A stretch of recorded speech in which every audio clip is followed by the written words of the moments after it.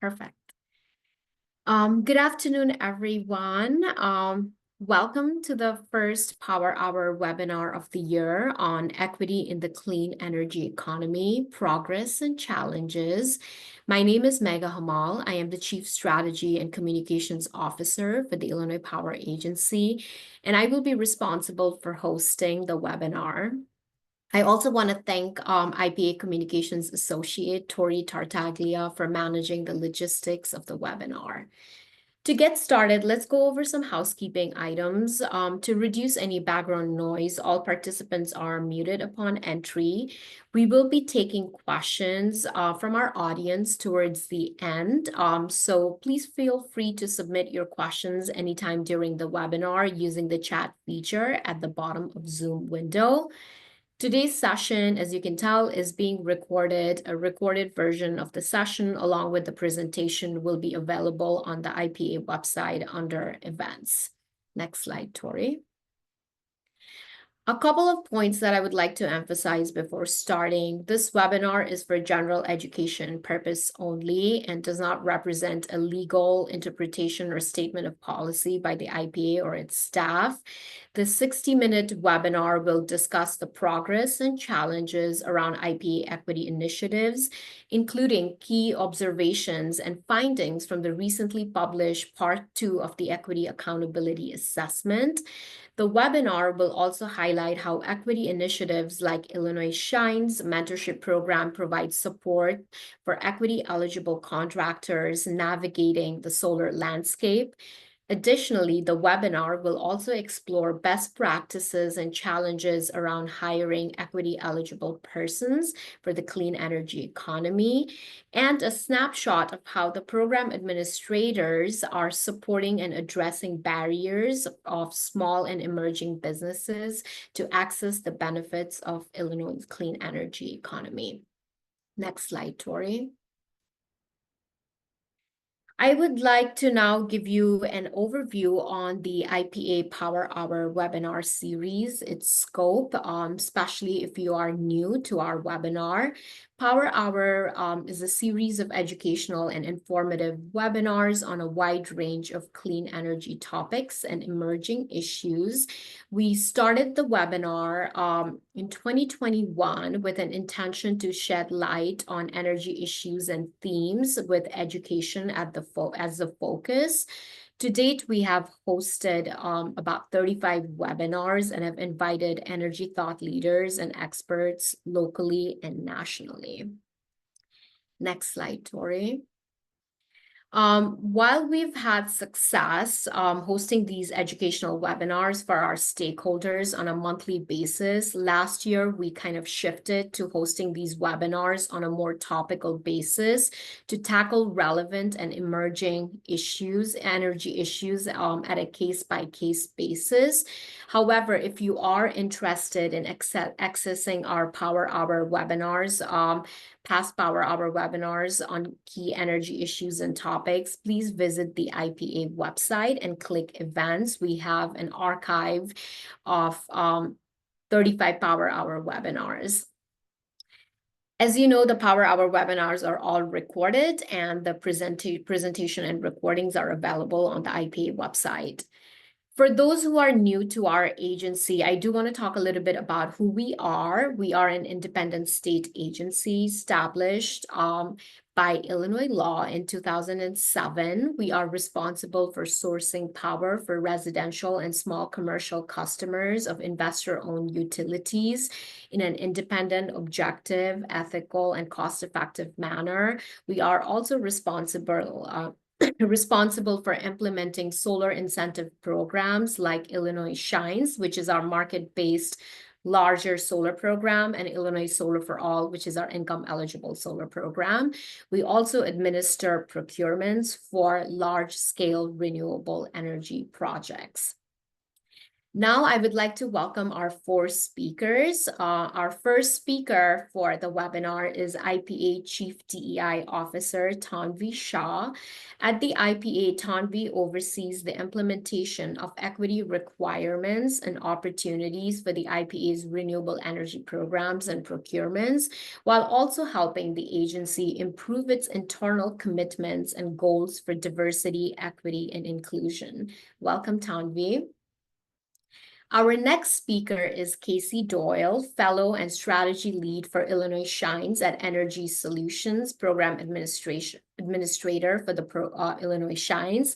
Casey leads the strategy team for the Illinois Shines program. Her career includes energy efficiency, network management, diverse contractor program development, local government sustainability management, and an environmental law practice. Welcome, Casey. Our next speaker is Marian Jones, Vice President of Workforce Development and DEI Justice at NextAm. Marian is a recognized thought leader and change agent in the field of workforce development and DEI.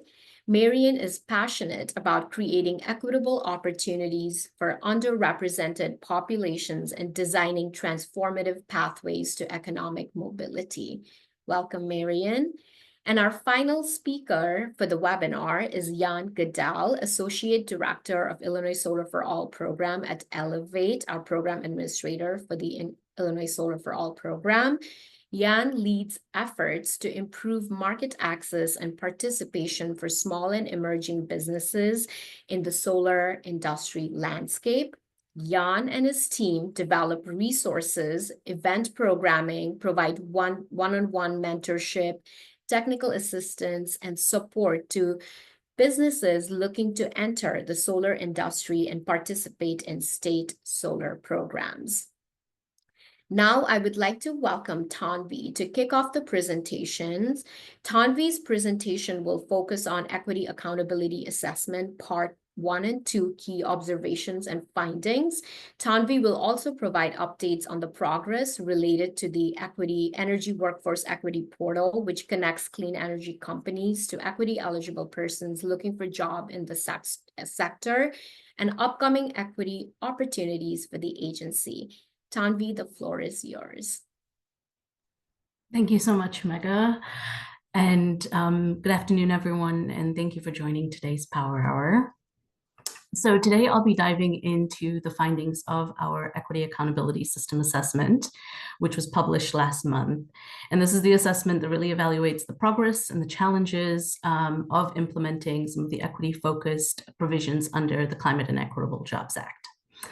So CEJA, which was enacted in 2021, is this landmark law that strengthens equity and diversity requirements across Illinois' clean energy programs. And some of the key components include the equity accountability system, as well as data transparency and accountability requirements for the agency. And all of these efforts are really aimed to ensuring equitable access in this growing clean energy economy. And so today's discussion, we're really going to talk about how these efforts are performing so far and where we're headed next. So on the next slide, you'll see there are a handful of definitions that I just want to run through quickly and ensure that we all have an understanding, since we're in a world of acronyms, and I want to make sure there's some clarity on those.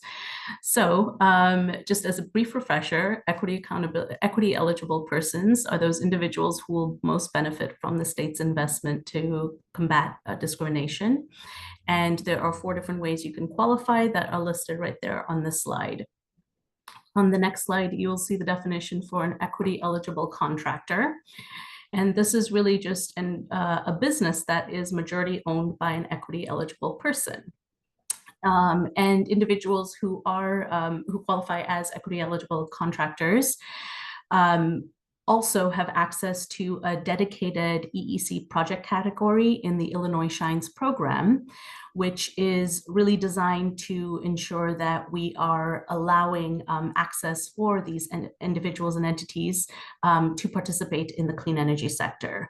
And in addition to the dedicated block capacity, they also have access to a capital advance that can help support their entry into the sector and reduce barriers there. On the next slide, you will see the definition for an equity investment eligible community, which is really an area that would most benefit from equitable investments, and particularly due to historical economic inclusion or environmental justice concerns. And so these are, there are two maps that make up our EIEC map, and those are our 3 areas, as well as environmental justice communities. And in the 2 maps displayed here, you can see that last year's update to the map really expanded the number of qualifying areas across the state. And on the next slide, you will see the minimum equity standard, which is really just a percentage of the project workforce that has to consist of equity eligible persons or contractors. This is a central component of the equity accountability system, and it helps ensure that the growing clean energy economy is really accessible by everyone by encouraging entities to engage EECs and hire EEPs.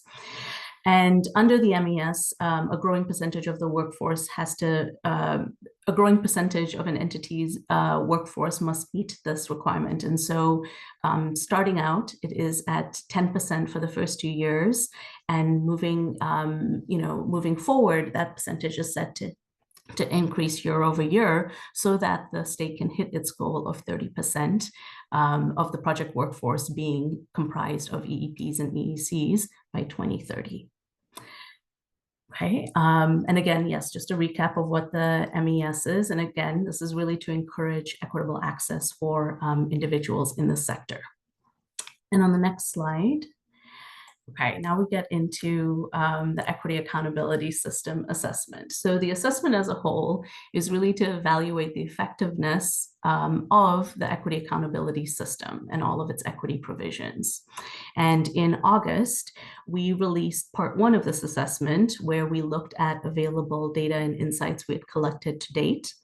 And then in February, we published a deeper dive into the year-end data that was collected through the Equity Accountability System assessment, as well as looking at workforce demographics, trends in waivers. And so our goal here was really to provide a comprehensive view of what progress we had achieved in year 1 of implementation of the Equity Accountability System.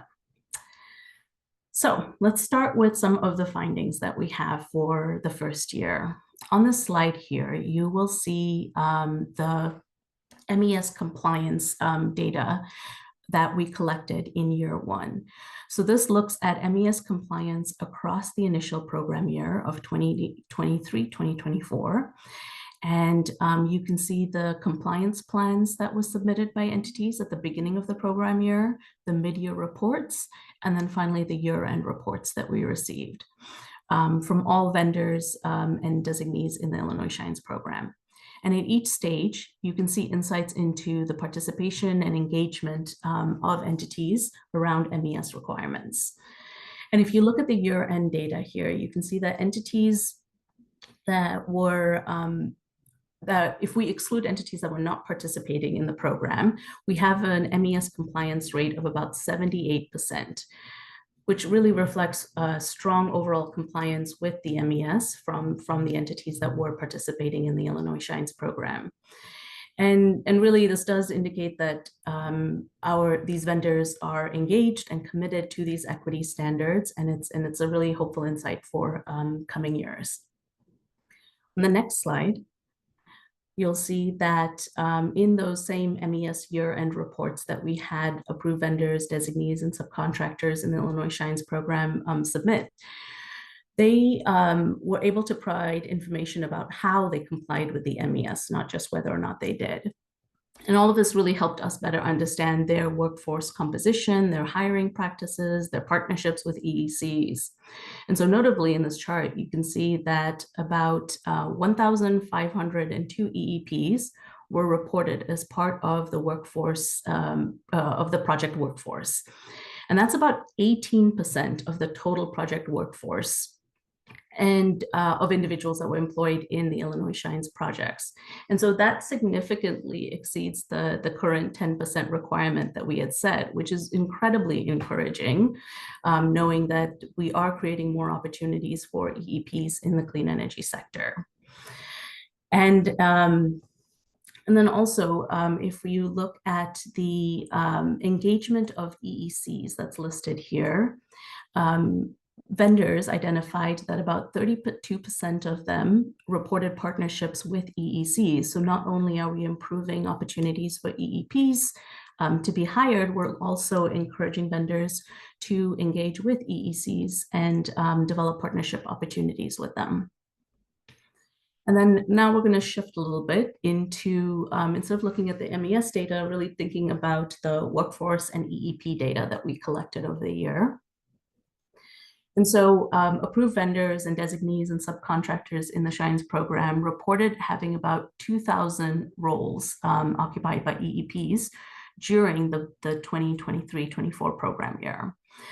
And when you look at the breakdown by classification, we can see that those opportunities, for the most part, were full-time positions, which is, again, encouraging information.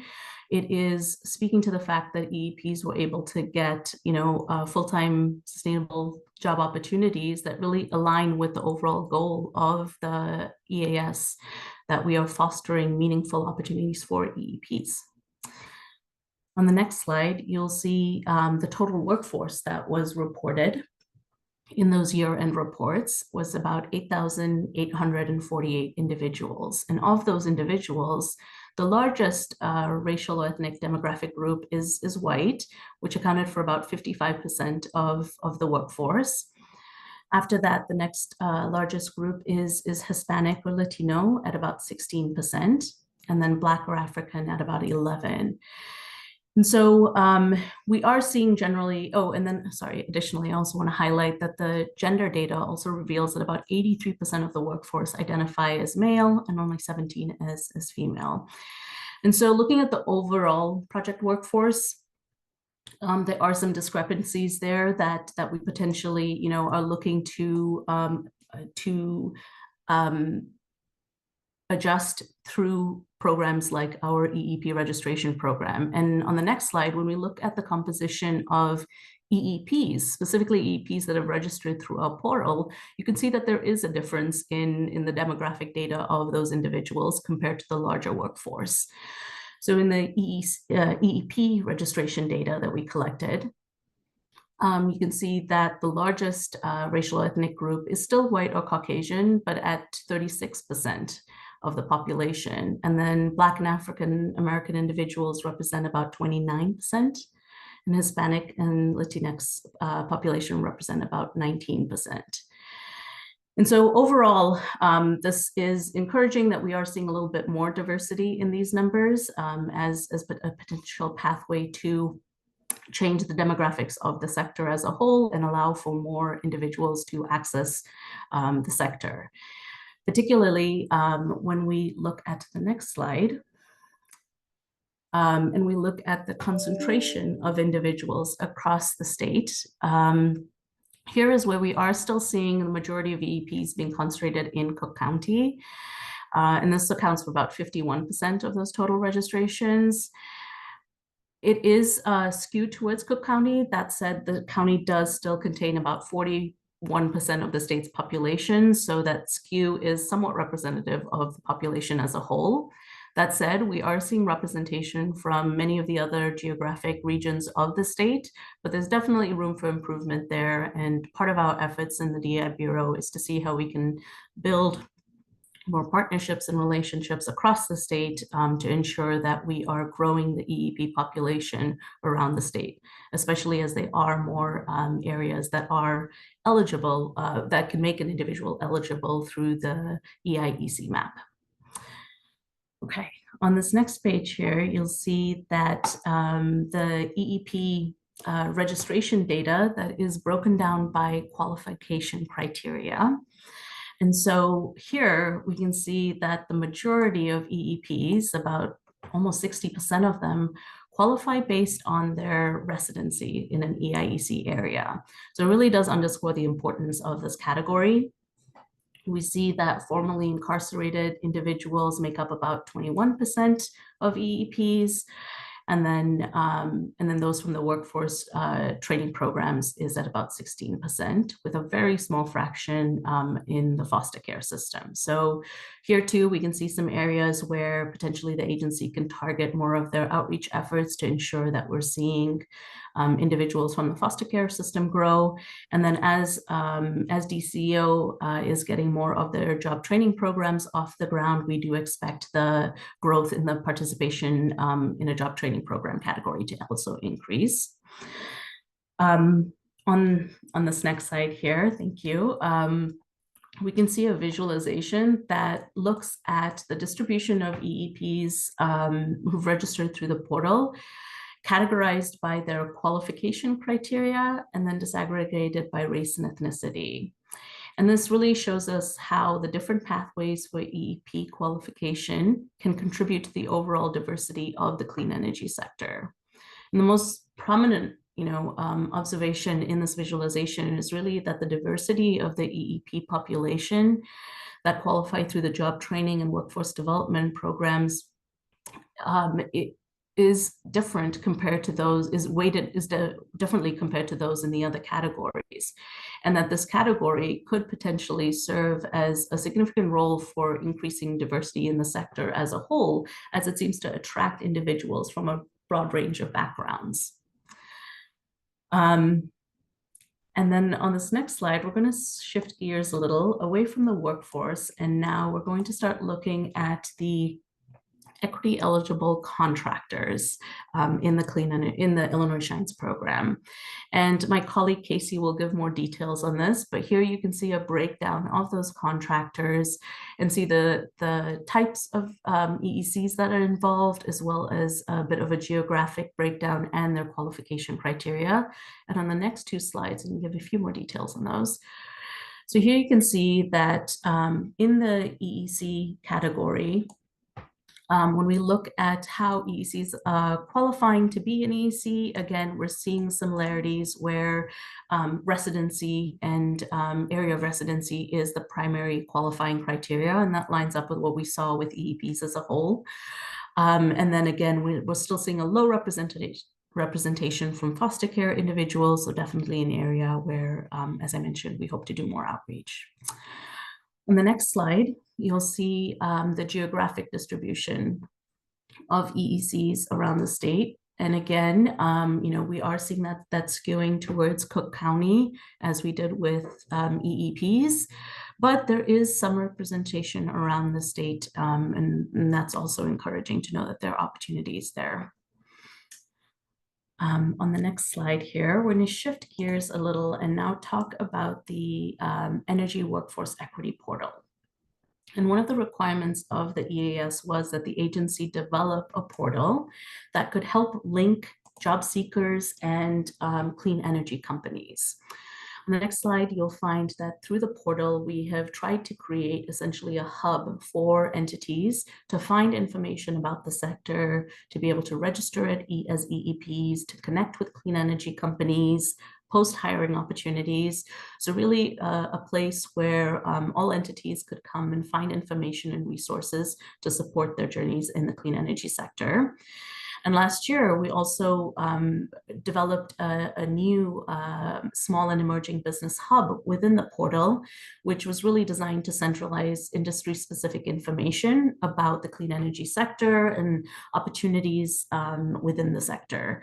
And I know Jan will be speaking more to that a little later in this presentation. So on the next slide here, you can see the sort of the growth of EEP registrations in the equity portal over time. And as you can see, it's sort of been a steady growth that we've seen.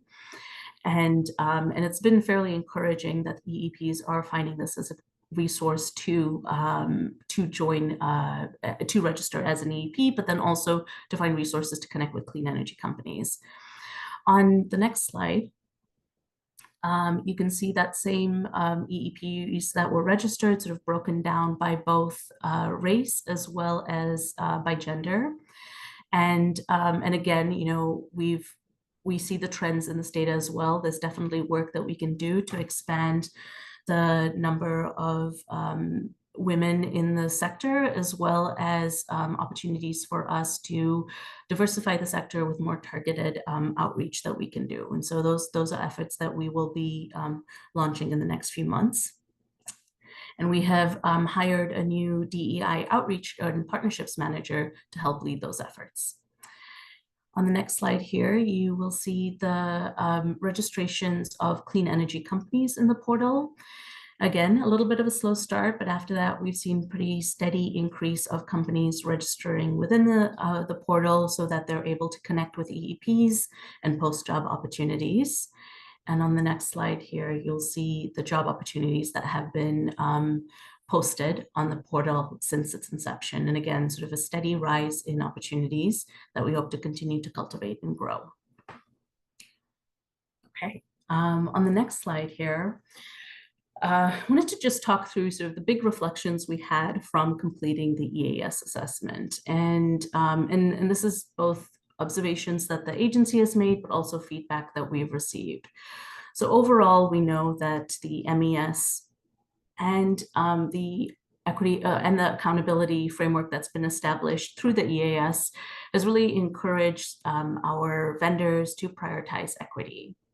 We're seeing that the EEC category is supporting emerging EECs, and that the equity portal is serving as a link and a hub to connect clean energy companies to job seekers.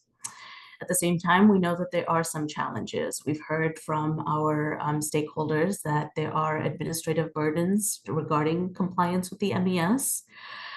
We've heard that sometimes the statutory language can be a bit ambiguous, and so interpretations of it have been tricky, and the agency has tried to provide guidance where we can.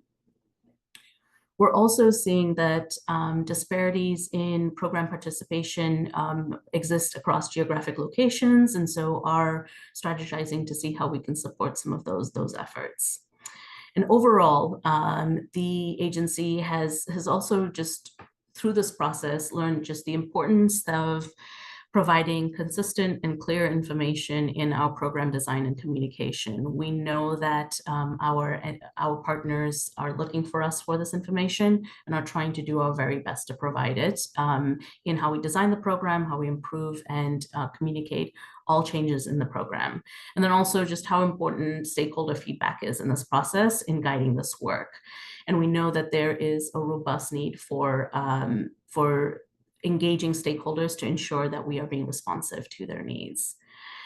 And then finally, in our data collection, we know that it's very important to continue to be mindful about how we collect data and what we are asking of our partners. And I see that we're a little behind, so I'm going to speed this up a little and just say that in the EAS assessment, we have outlined a series of next steps that we will be taking to move forward to address the challenges that have been identified and improve the experience for EEPs, EECs, and all others in the program, engaging with the EAS with the system as a whole. So I won't go into these items in detail, but please feel free to reach out after this presentation and can definitely provide more details about our next steps and efforts here. Sorry, Megha, I'll pass it back to you. You're fine. Thank you, Tanvi. I appreciate that. Tanvi's contact information is listed at the back.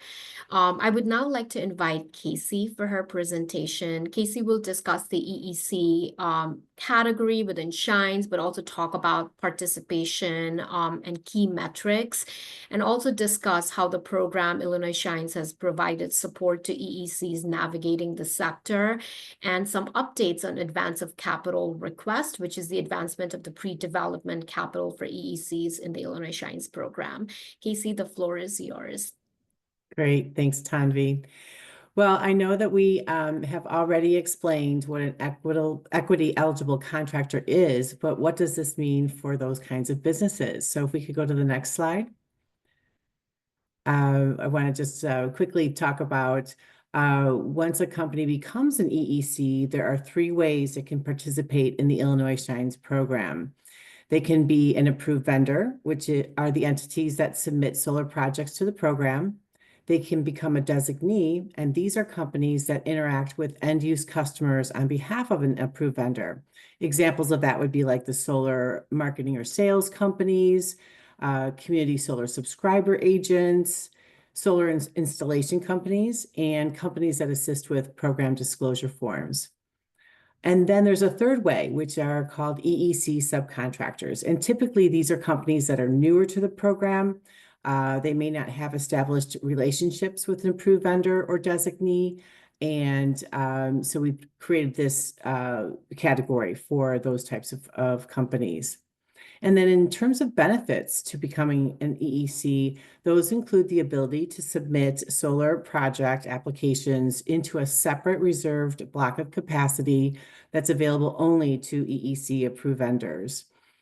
And then another benefit would be the ability to request an advance of capital, which both Tanvi and Megha have mentioned. I'll go to in a little more detail in an upcoming slide. And then they are exempted from the MES standards that you heard Tanvi speaking about. This is because EECs, by their very nature, are already considered to be in full compliance with the MES.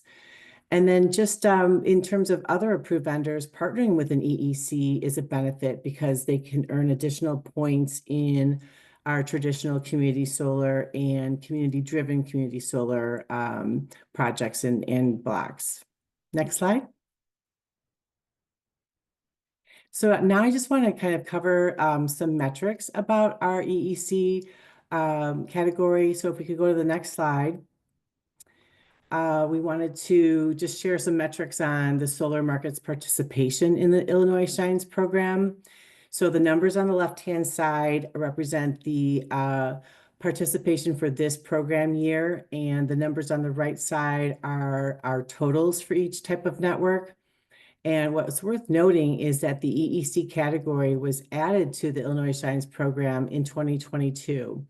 And to date, their numbers represent about 11% of the total network in just under 3 years' time. So that's very encouraging. And then we can go to the next slide. And as Tanvi stated, our EECs are located across the state, but most are in the Cook County and Northern Illinois regions. So what we're doing as a team, as a strategy team, is implementing an outreach effort to really raise the level of awareness around the EEC category. So we've been attending community events and contractor clinics and speaking to potential EEPs and EECs. And that has resulted in some registering in the portal or becoming approved vendors or designees or subcontractors. And then if we go to the next slide, we just wanted to show the EEC block share by program year. And something worth noting is that since the EEC block was introduced, the actual percentage of program share awarded has exceeded the program share allocated, showing an overall interest and participation in the EEC block.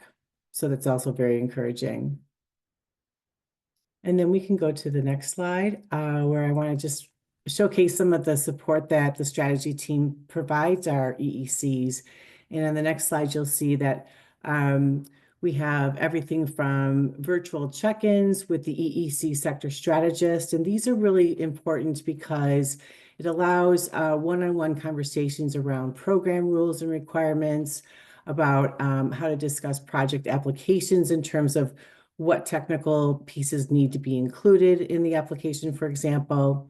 AVs and designees share feedback on program participation and then can learn about where to find program resources for additional information. Our team also offers program office hours once a week on Wednesdays. And then every fall, we conduct AV roundtables. And this is where we invite approved vendors from the different categories to join a call and really provide feedback on the program, the support that we provide, portal access and that type of thing. So it's really helpful. We also conduct an annual program satisfaction survey, and this is sent to all of our approved vendors and designees, just asking them how what their satisfaction rate is for the program overall. And then we also offer a mentorship program to small businesses, small and diverse businesses, including EECs, to just give them a really nice introduction to the program and then dive deep into some of the topics that are important to know about when participating. And I can go into that in another slide. We also have information sharing on equity-focused training and networking opportunities, and our website is a rich resource of information about the program and upcoming events. Next slide. And yeah, so just a little bit more about the mentorship program. We piloted this concept in 2023 and offered the first full program just this past January. 20 mentees participated in an 8-week training course, which included online courses and weekly virtual calls with mentors. So mentees were able to ask the mentors questions and really dive deep into some of the program particulars. Topics included project application best practices, partnering with other AVs and how to do that in an ethical and easy way, project financing. And then we ended the program with a networking event where we were able to hand out certificates of completion and allow our mentors and mentees to network in person, which everyone really appreciated.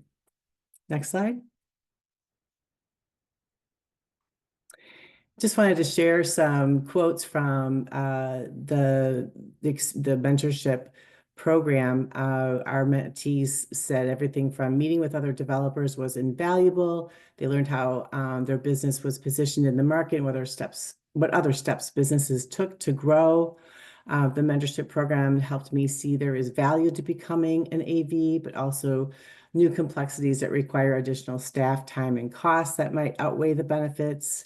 And my knowledge of the Illinois Shines program has increased, and I've made valuable connections. So just subquoting some of the feedback that we got on the mentorship. Next slide. And so now we want to just spend a minute talking about the advance of capital, because this is something that we've talked about a couple of times during our program here. The purpose of advance of capital is to cover any increase in development costs resulting from prevailing wage requirements or project labor agreements, and designed to overcome barriers in access to capital faced by EECs. This mechanism provides upfront financial assistance to EECs, reducing the burden of initial project costs and enabling them to participate in renewable energy projects. By alleviating these financial constraints, the AOC, or that's what we call it, the advance of capital, supports the growth of sustainability of EEC companies. So to be eligible to apply for an advance of capital, you must be an EEC approved vendor in the Illinois Shines program, submitting to the EEC program category.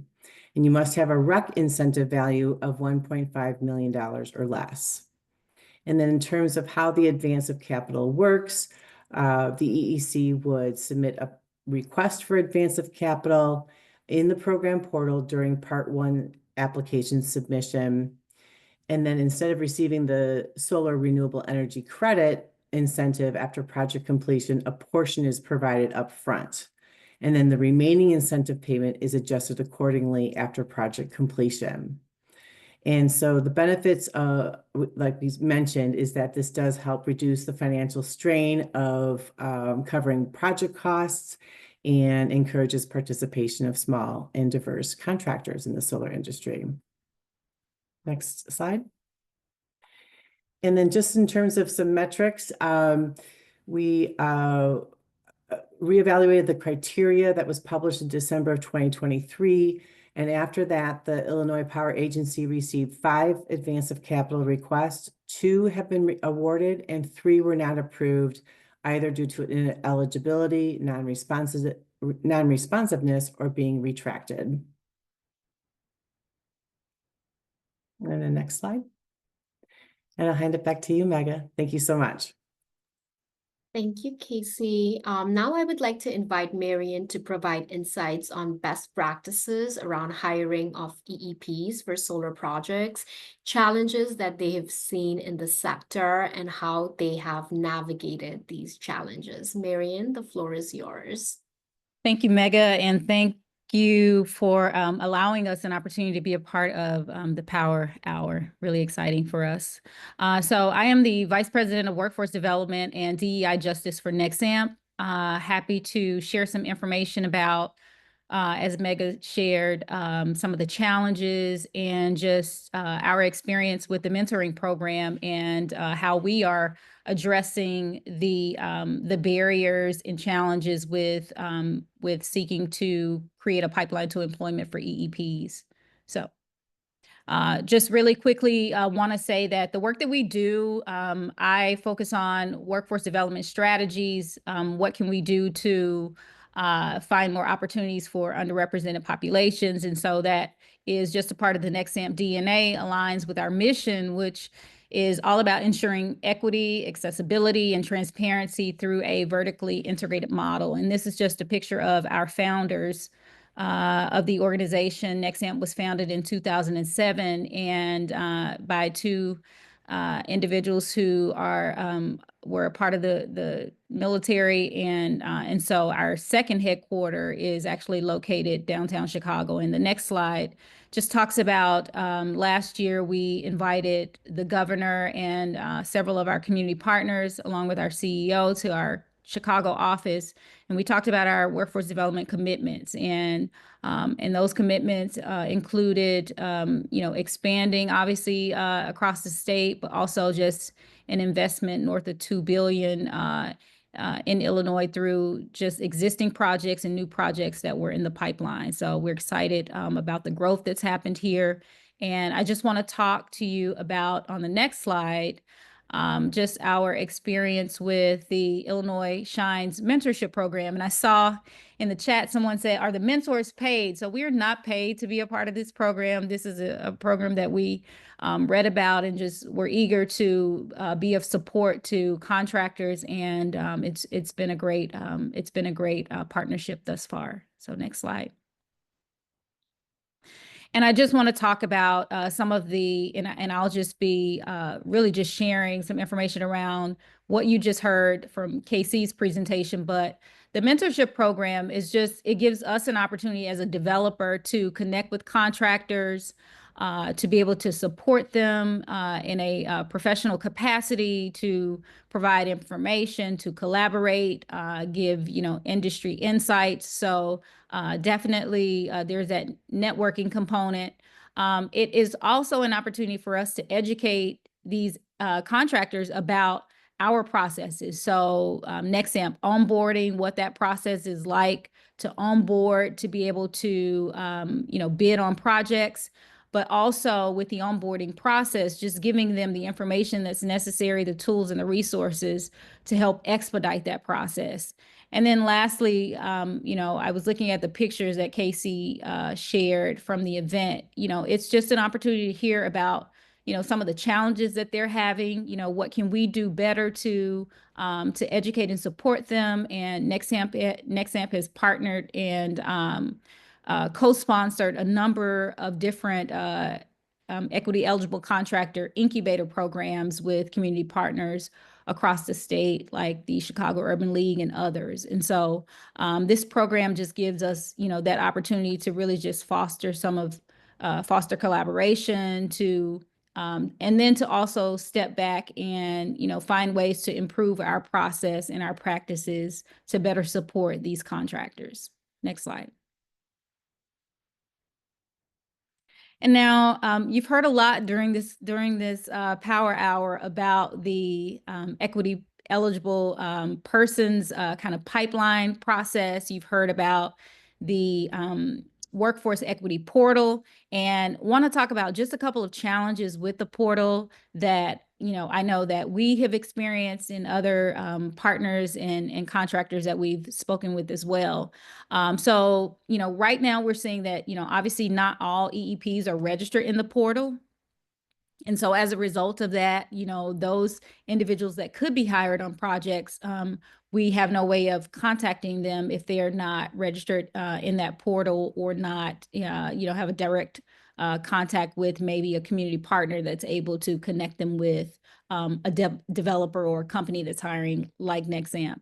Subcontractors are also finding it challenging when they're recruiting for EEPs who have a specialized skill set. And so they're not always able to find those individuals through the portal. So that's been a challenge that we've heard about and seen as well. We're still waiting for more workforce hubs to be stood up across the state.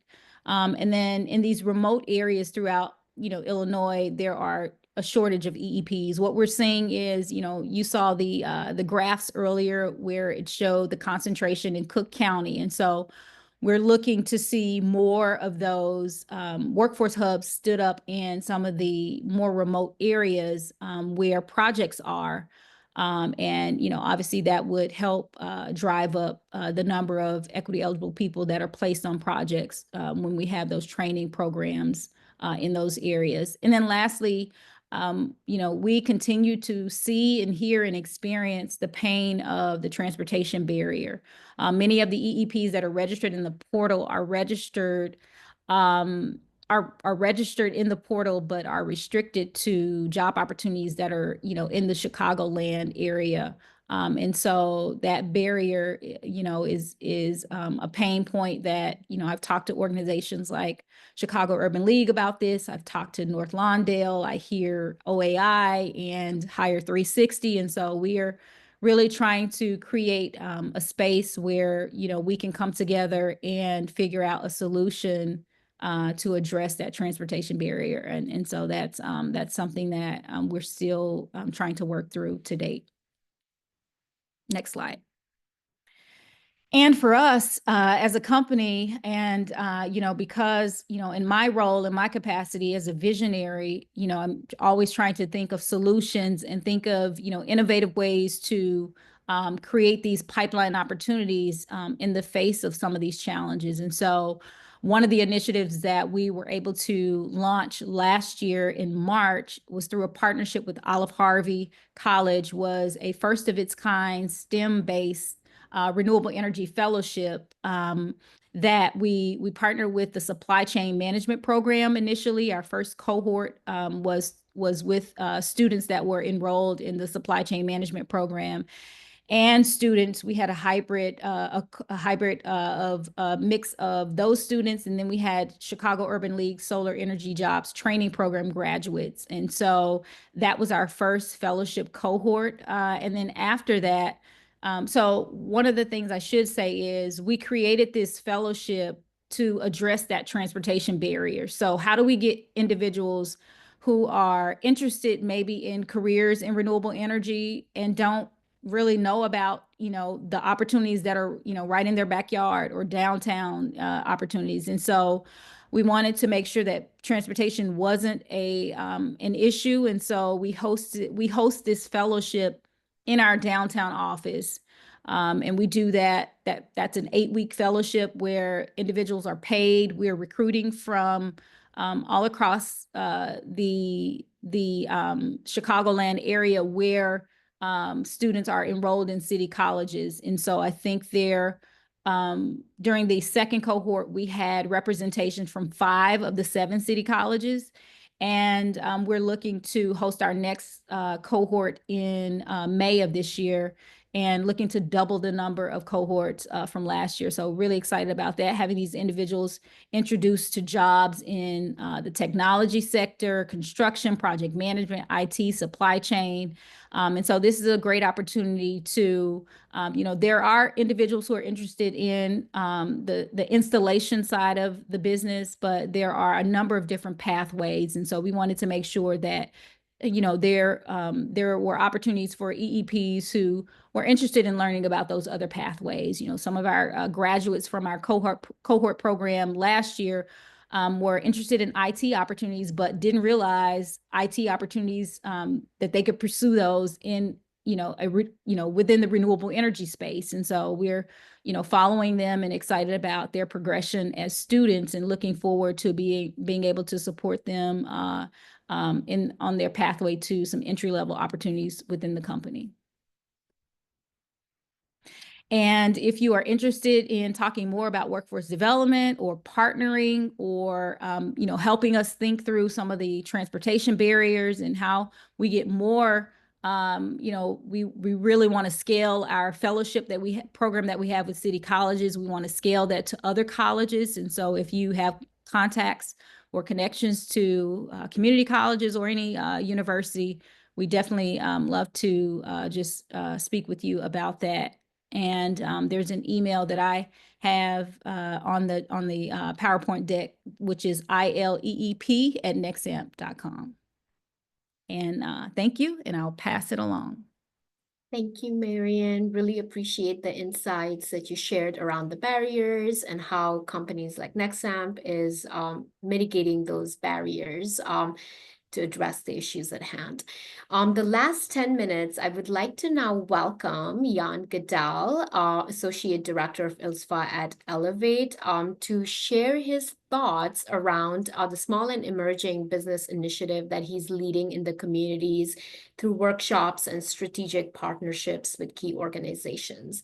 Jan? Great, thank you, Megha. Can we jump to the next slide?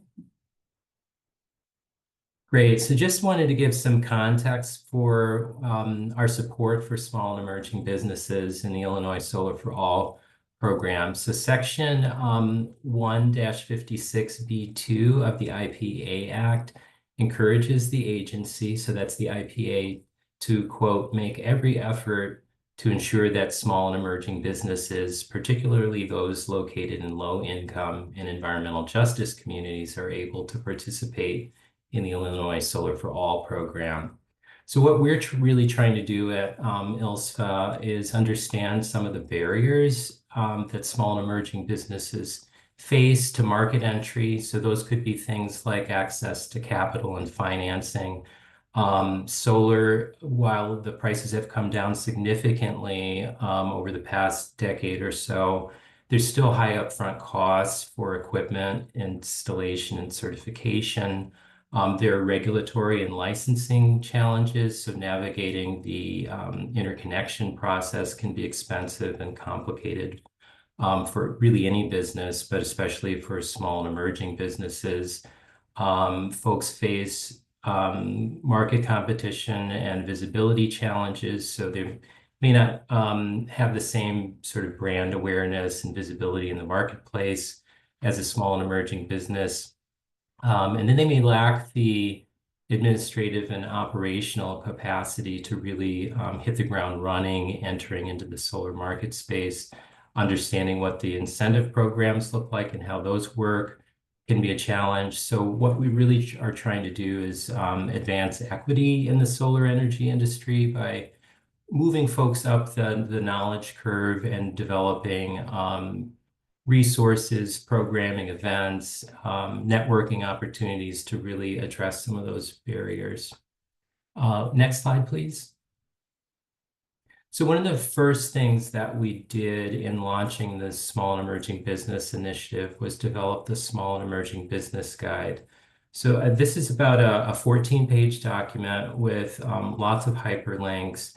And I think the main value of this document is that it consolidates a lot of really key information that solar businesses need to get started in the industry, to register with the different solar programs, to understand what the requirements for each of the solar programs is. And this covers not only Illinois Solar for All, but Illinois Shines as well.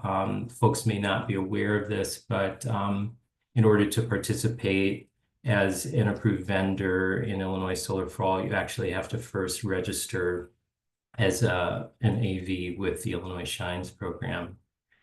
And then we also include some information on the policy backdrop. So what is CEJA? What are the benefits that CEJA brings to the clean energy economy? How can you stay up to date on key provisions? There are links in this document that can connect folks to that information. What are the certifications that you need to install distributed generation in Illinois? We've got information and links on that and the process for obtaining the DG installer certification in the guide. We also have a section that covers different roles that small and emerging businesses could play within the clean energy market space. So there's lots of different roles in, going from solar installation to solar sales, equipment distribution, design, engineering, project finance, rec aggregation, and other different roles. Next slide, please.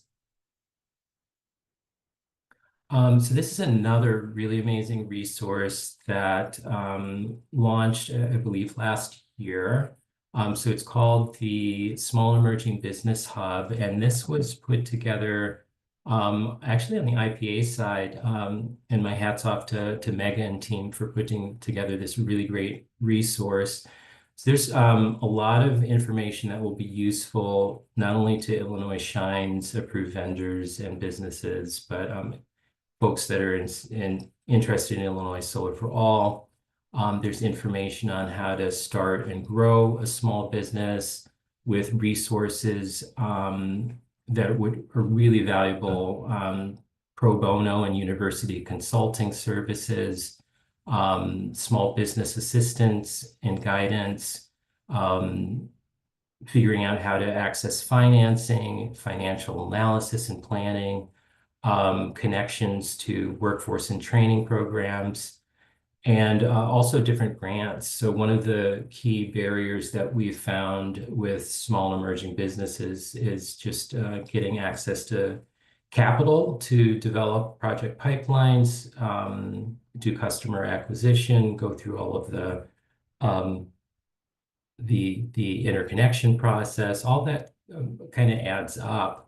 But small and emerging businesses may have difficulty accessing loans, but there are also grants. So our partner, the Department of Commerce and Economic Opportunity, offers 2 grants that are really advantageous towards small and emerging businesses. So one of those is the Equity Eligible Future Grant, and they also have a community solar sovereignty grant, which a number of our small businesses have applied for. Next slide, please. Okay, and then this slide just covers a little bit of information about the Small and Emerging Business Initiative at Illinois Solar for All. So our team formed in the fall of 2023, and then our programming launched early in 2024. So the team is comprised of myself, my colleague Tanya Johnson, and we also hired a subcontractor, Handu Corporation, to help us with event programming and also providing technical assistance to small and emerging businesses. So what we're really trying to do is address knowledge gaps, accessing programs and capital, advancing equity goals within the clean energy space, particularly in income eligible and environmental justice communities. And we've done quite a bit of cross-program interagency coordination. So we partner regularly with the team at Illinois Shines, as well as partners at the Illinois Finance Authority and the Department of Commerce and Economic Opportunity. Next slide, please. And this is just a slide showing some of the various types of topics that we've covered on some of the workshops. So we do cover Illinois Solar for All. How do you register for the program? What are the benefits? What are the different sub-programs all about? What the project development process looks like. And ditto for Illinois Shines, also with a focus on equity eligible contractors. The DCO grant opportunities. We've held seminars on obtaining government certification, so MWBE status, as well as marketing best practices. So Illinois Solar for All has specific marketing guidelines. And we also had a speaker present on just general best practices for marketing your business and services. Next slide. Okay, and then so we do provide one-on-one support to small emerging businesses, and this is to help promote knowledge sharing, opportunity awareness, networking. We're developing new resources like the Small Emerging Business Guide that I mentioned, as well as the Small Emerging Business Hub. We help out with AV registration, connecting subcontractors to larger organizations such as Nexamp, which Marian just spoke about, and the grant applications. So these are all great resources to help businesses get a more solid footing within the solar space. Next slide. And this is my last slide, but this is just to give an idea of the different types of events that we've held over calendar year 2024 and 2025. We've had one event in 2025 that was the Clean Energy Equity Summit held in Springfield over 2 days. That was at the end of February. And we had, I believe, 10 different events held in 2024. About half, or actually most, were in person. And the ones that have a W on them were webinars. And I believe we're over time, so I'm going to hand it back to you, Megha. Thank you, Jan. This is great. We also have a slide on helpful resources. If you all want to take a look at these resources, they're really great and targeted and relevant to this webinar. I do, on behalf of the agency, I do want to thank our wonderful speakers for finding time to share their insights and information around how different entities and stakeholders are navigating barriers around clean energy economy, and also shared some success stories. So thank you so much. I also want to thank Tori Tartaglia for providing logistical support, and our wonderful attendees for listening in to our webinar. And we will be back with another Power Hour webinar at a different month. So stay tuned to the IPA website. And this presentation and recording will be available on the website sometime next week. So thank you all and have a lovely weekend. Bye.